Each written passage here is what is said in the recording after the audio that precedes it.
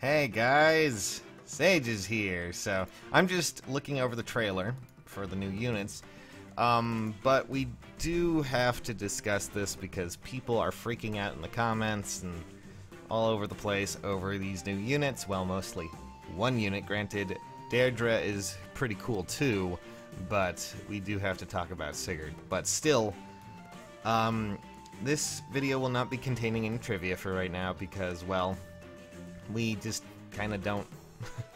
The only thing I have to announce there is to join us on Discord for a special giveaway for, well, the special, I guess, the special gift that Joey gave us.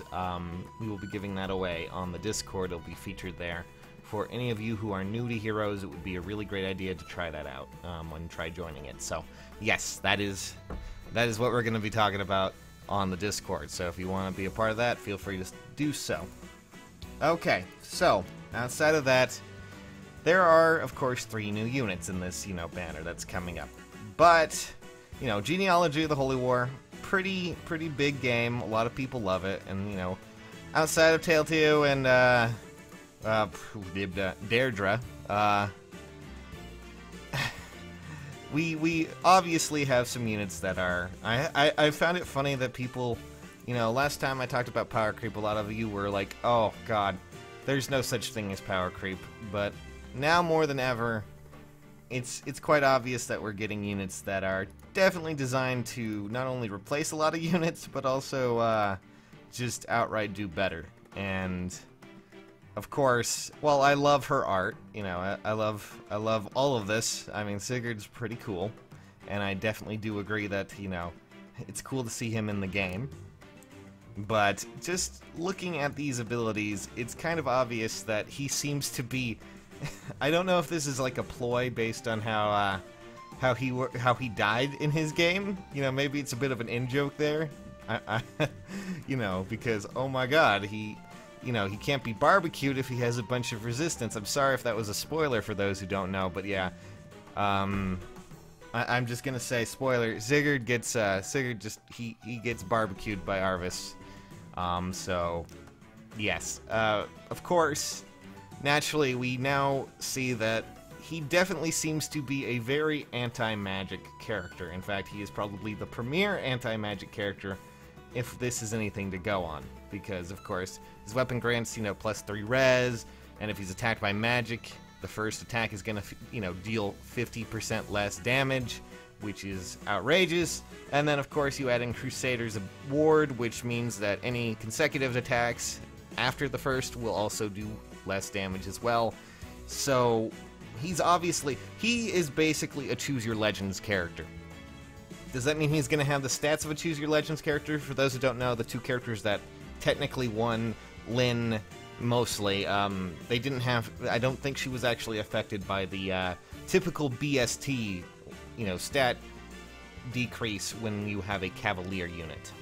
And of course, Sigurd is a Cavalier unit, so will he be affected by that? Is he technically a more I wouldn't say advanced unit, but he does have a lot going for him. Still, nonetheless, we do have to talk about this because, well, a lot of you are saying, well, just watch his stats be terrible. Watch him, have barely 20 res. Okay, well, I will put that into perspective, since, well, we can. First, Sigurd is obviously meant to be a Magebane. In fact,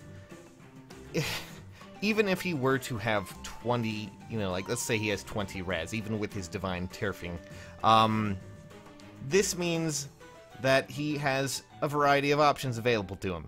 Mostly, this means he has mostly because, one, his ability for 50% less damage comes from his weapon. That's not on anything else for, a passive ability. And second, Crusader's Ward is, of course, a B skill slot, and that leaves open a possibility. Since he has close defense, that can kind of give you an idea of what I'm talking about. Essentially, even if he has, say, 20 resistance, he's on a horse. He's a Cavalier, of course. Second, he also has the ability to replace close defense with, say, distant defense, which right now we have a unit that is available as a focus summon on one of the banners. That is, of course, an option. For Sigurd, that means that he can, of course, have an additional 6 res.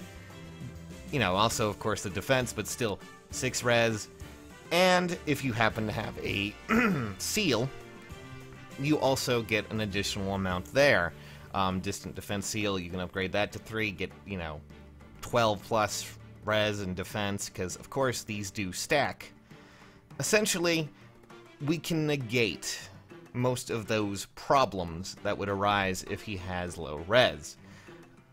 Granted, that won't be as good as, say, another unit who can maximize on the resistance, but still, that is going to be a significant amount. Not only that, but that's not, of course, including Crusader's Ward, and then, of course, Divine Tearfang.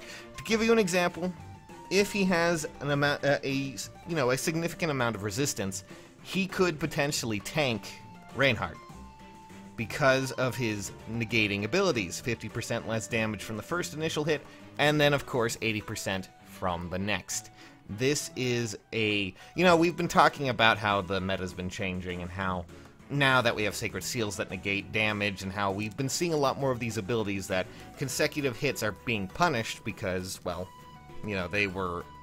they were obviously the one weapons that were being used a lot. And they were obviously the weapons that produced the best results. So now, naturally, when we see things like this, we're going to be seeing a shift. Do I think that this may mean that, you know, Reinhardt is going to be bad? No. But it does mean that we're going to be seeing a lot. And it's kind of odd to be seeing a red unit that could potentially be a counter, in some ways, to a blue tome unit.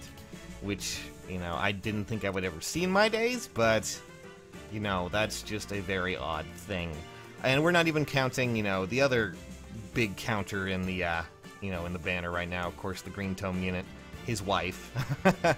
You know, fabulous hair, by the way. Beautiful, beautiful art for both of them. But, as you can see, well, I even if he doesn't have the resistance to actually meet this, he's still going to have a significant... Well, I would say, you know, deterrent against using that. For all we know, he could be a very strong resistance Cavalier and have very low defenses. Of course, we can't really tell based on this video. I mean, a lot of you were going through and like looking at his stats when he showed up, like right here in the, you know, right here with this. They're like, oh man, he only has 34 health. Look at that. That's so funny, guys. These units are not fully leveled. Just thought I'd point that out. Even then, we don't really know. The things that we do know is that he is a Cavalier, so naturally if he is, you know, a Cavalier in that sense, he's going to have lower stats in some ways. But the fact that he has a full skill set does tell us that he is at least very, very potent. And not only that, they went through the actual effort of giving him his own passive. So... the end result is going to be something interesting. He is probably going to be one of the strongest Red Sword Cavalier units for defenses, and that is unfortunate for units like, I mean, Ellawood, even technically Xander, if you want to. Granted, you could potentially give him a, you know, distant counter ability in his A slot, you know, if you want to. That's if his stats are a lot better, maybe that's a very big potential. It really depends. We can't really see what his attack stats are. We can't see what anything else is. But based on what we're seeing from these abilities, this man right here is going to be a very hard, very, very decisive mage counter. And we're not even counting, you know, of course, green tomes and red tomes, which, you know, majority of green tomes nowadays are, you know, used to counter our good friend Reinhardt, so... this is going to be a bit more terrifying for them. And, of course, you know, the pitiful amount of red tome units that we have in the game. Who knows what could happen. But, I'm sure Arvis is probably seeing this and going, holy sh... just going, oh god, what is this? Granted, you know, we can't tell.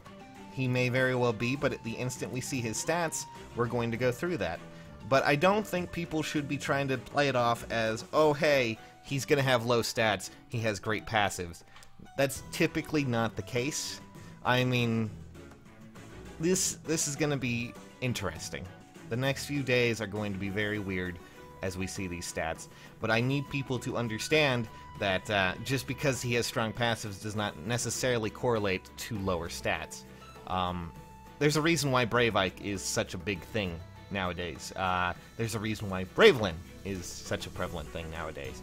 And while they are choose-your-own legends characters, he seems to be at least on, I would say, on point with them, or at least matching their ability. So, yes, be ready. There's going to be a lot of weird things coming out, and he very well may break the meta in some ways, or at least power creep the hell out of everyone, and it's terrifying. So yes, that I just figured I'd cover this. So anyways, catch you guys later. Thanks for watching.